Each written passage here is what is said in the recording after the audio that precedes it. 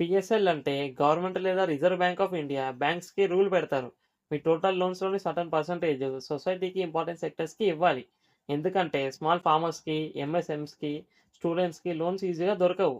ఎందుకు తీసుకొచ్చారు పిఎస్ఎల్? బిగ్ కంపెనీస్‌కి అయితే బ్యాంక్స్ లోన్స్ ఈజీగా ఇస్తాయి. అదే ఫార్మర్స్‌కి, స్మాల్ బిజినెస్ ఓనర్స్‌కి, స్టూడెంట్స్‌కి వీళ్ళకి లోన్స్ ఇవ్వటం బ్యాంక్ రిస్క్‌గా భావిస్తాయి. అందుకే గవర్నమెంట్ రూల్ తెచ్చి మ్యాండేటరీ చేసింది.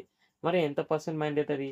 ఫర్ షెడ్యూల్డ్ కమర్షియల్ బ్యాంక్స్‌కి అయితే తమ లోన్స్‌లోని 40% పీఎస్ఎల్‌కే ఇవ్వాలి. అందులోనూ 18% అగ్రికల్చర్‌కి, 7.5% మైక్రో ఎంటర్‌ప్రెన్యూర్స్‌కి, ఎంఎస్ఎంస్ స్మాల్ యూనిట్స్‌కి. ఈ పీఎస్ఎల్ కింద ఏ సెక్టర్స్ వస్తాయి?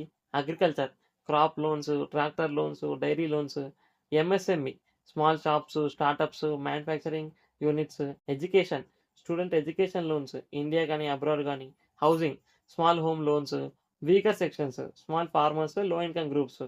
ఒకవేళ బ్యాంక్ గనుక 40% క్రైటీరియాని సాటిస్ఫై చేయకపోతే ఆర్‌బీఐ ఫోర్స్ చేస్తుంది మనీ డిపాజిట్ చేయమని. అందులోనూ స్పెషల్ ఫండ్స్‌లో, లో ఇంట్రెస్ట్ వచ్చే ఫండ్స్‌లో. అందుకే బ్యాంక్స్ మాక్సిమం పీఎస్ఎల్ లోన్స్ ఇవ్వడానికి ట్రై చేస్తాయి. Real life example bank total loans 1000 crores. Mandatory PSL 40% అంటే 400 క్రోర్స్ పీఎస్ఎల్‌కి ఎళ్ళాలి.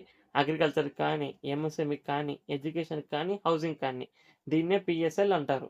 ఇలాంటి ఫైనాన్షియల్ టాపిక్స్ కోసం ఛానల్‌ని సబ్స్క్రైబ్ జేసుకోండి.